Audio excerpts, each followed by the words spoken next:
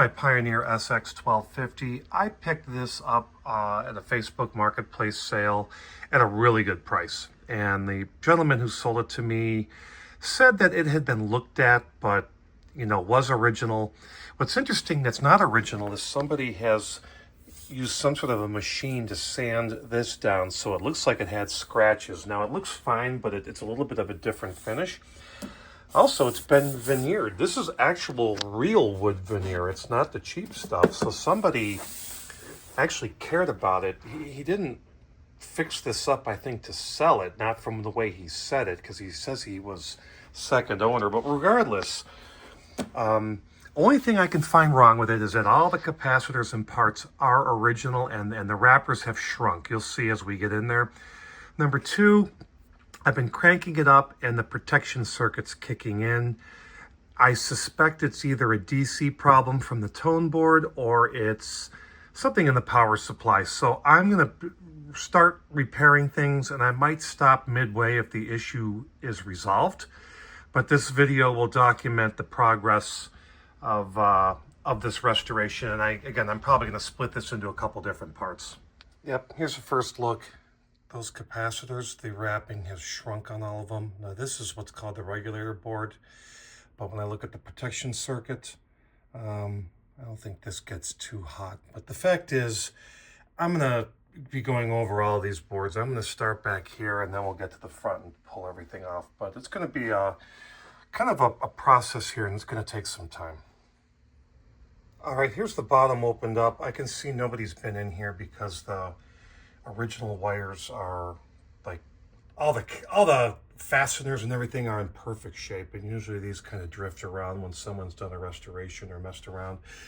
I do see all original parts in here, so I'm going to take out that stabilizer board. I unhooked the connectors from the bottom, and I'm going to remove a couple screws and pull it comes out like a card. I'm going to pull it out.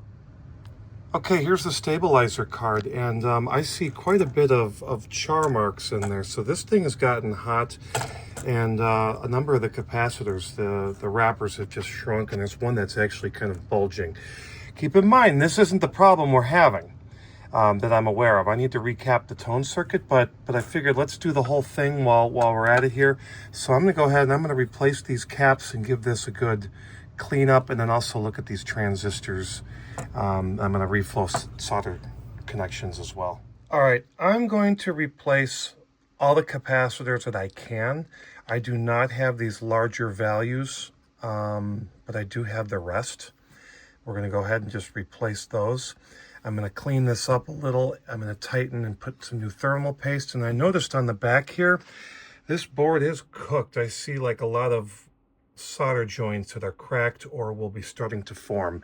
So the fact that the receiver's working, I feel like this is going to be one heck of a nice refurbishment. I don't think I'm going to replace any of the transistors, but I will put some more heat compound on there and then reflow everything. So I'll be back. Let's test a 22 microfarad capacitor. This is the first one I pulled out that has really shrunk. No unknown and damaged. Now that can't be completely bad.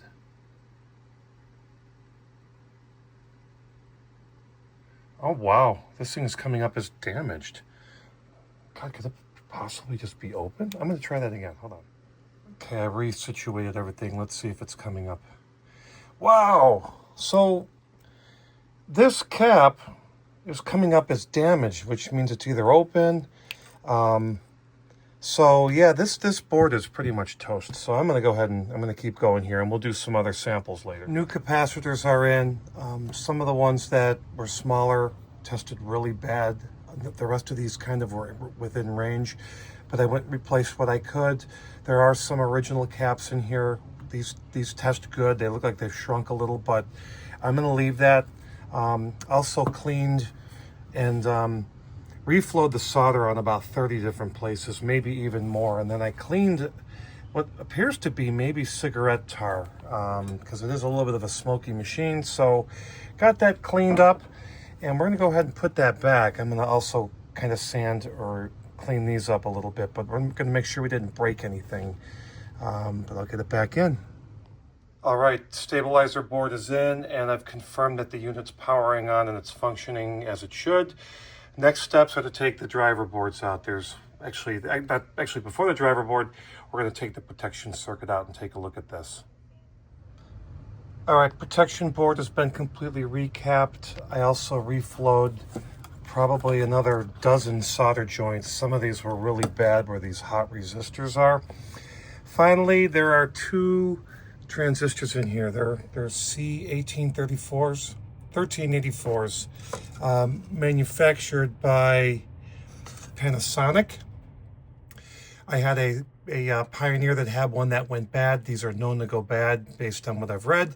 And I had some extras, so I replaced those two 1384s. There's one there and there's one right there. I know it's not easy to see, but anyways, the rest I'm going to go ahead and leave. Protection board is back in, turned it on, it's functioning and nothing has blown up. So I'm, in my opinion, around 25% of the way done. Unfortunately, the rest is the hardest. What I'm planning to do is the driver cards. That'll bring us to probably 50%, and then the rest will be the tone circuit. Tone circuit's going to be hard. So when I say percentage, it's like how much of the surface area, but in terms of time, the real difficult stuff is coming up. Let's test a couple caps that we replaced. This should be 100 microfarads. This tester is not exact. Nope, it's in the ballpark, and that's all I care. 33 microfarad, oh, 93. So this one is pretty close.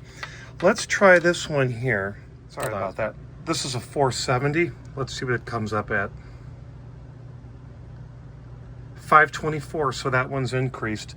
Again, 20% plus or minus, and this tester's not going to be perfect, but you know, these aren't lousy and terrible like the other ones were from the stabilizer board. I will tell you, some of these were just god darn awful, like half their capacitance.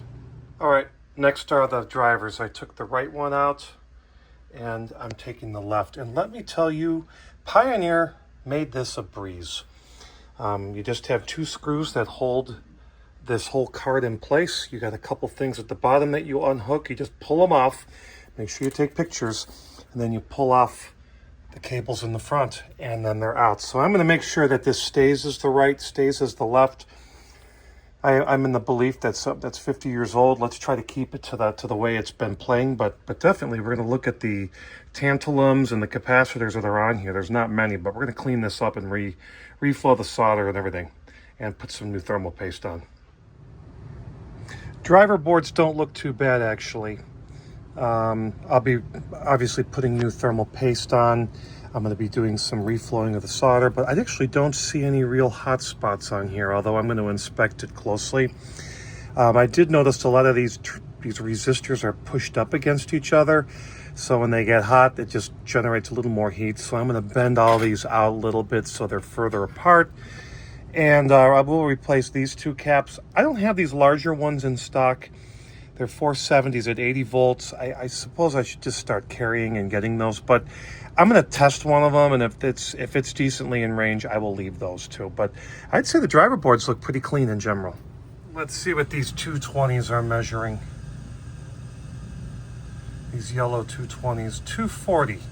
So not too far off, maybe a little higher. I mean, you know, a little higher. That's what I usually see with older caps of this value. But okay. Driver board's installed and everything's working a-okay, as it should.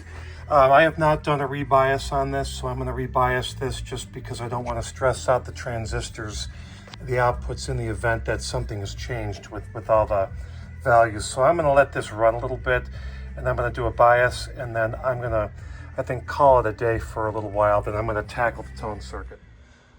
All right, I adjusted the stabilizer voltages to 65, and they're dead on. They were a little bit off, maybe 61, 62, but not by too much. And then using the various test points, I got the basically the bias set on the left and right channel.